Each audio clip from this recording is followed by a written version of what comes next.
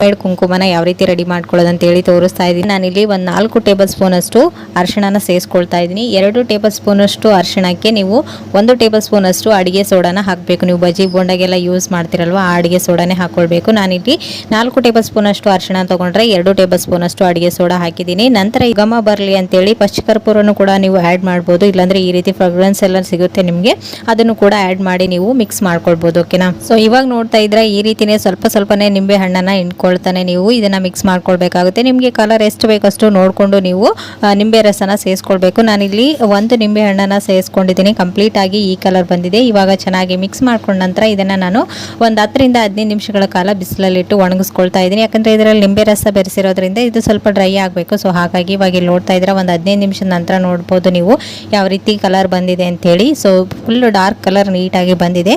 so ನಿಮಗೆ ಇನ್ನೂ ಜಾಸ್ತಿ ಮೆರೂನ್ ಕಲರ್ ಎಲ್ಲ ಬೇಕಂದ್ರೆ ಇನ್ನು ಸ್ವಲ್ಪ ನಿಂಬೆ ಹಣ್ಣನ್ನ ಮಿಕ್ಸ್ ಮಾಡ್ಕೊಳ್ತಾ